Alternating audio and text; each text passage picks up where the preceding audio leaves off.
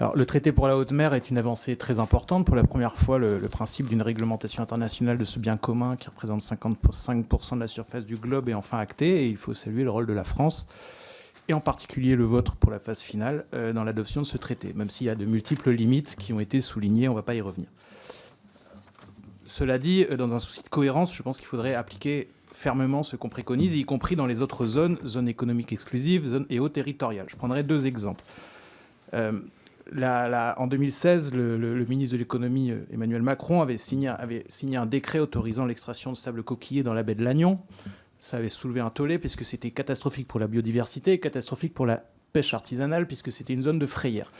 Ça a été abandonné, mais uniquement sous la pression citoyenne et finalement selon le bon vouloir de l'entreprise concernée. Pouvez-vous nous garantir à l'avenir que l'État ne s'engagera pas sur ce genre de bêtises, de mon point de vue ? En ce qui concerne la souveraineté, vous avez souligné l'importance. En 2016, le ministre de l'économie, Emmanuel Macron, avait laissé vendre Nokia Alcatel Submarine Networks à Nokia, le finlandais. C'était un fleuron français des câbles sous-marins. Avez-vous prévu de recouvrir le contrôle sur ses capacités stratégiques dans un avenir proche ? Merci beaucoup. Non, vous avez parfaitement raison, c'est une question de cohérence. Pardon, Monsieur le Président, Monsieur le député, vous avez parfaitement raison sur la question de la cohérence, et je connais bien ce sujet de l'extraction coquillière puisque c'est dans mon département, et donc je peux vous dire que oui, que ce projet est définitivement abandonné, et vous avez parfaitement raison, ça s'est fait aussi d'abord par des interpellations citoyennes, mais aussi de députés, puisque c'est grâce à elle notamment que je suis là, puisque c'est une toute première rencontre dans le cadre de la campagne 2007, Corinne Erel, qui avait aussi porté ce sujet, et je rends hommage aussi à Éric Botorel, député de Lannion, qui a bataillé pour faire en sorte que cette cohérence soit pleinement maintenue. Et ensuite, en ce qui concerne l'enjeu, je suis en train de l'oublier, que vous avez, des câbles sous-marins, vous avez parfaitement raison. Alors, deux choses. On prend conscience collectivement que 90% des données, qu'il peut y avoir des actes de sabotage sur ces câbles sous-marins qui sont essentiels dans notre souveraineté.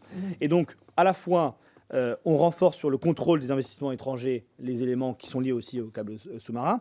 Deux, nous avons, nous, une flotte, et c'est une grande chance, une flotte française de navires qui pose ces câbles sous-marins. Et donc c'est important aussi d'avoir cette partie câblier. On a la chance d'avoir de belles entreprises qui montent en puissance, qui recrutent des personnes.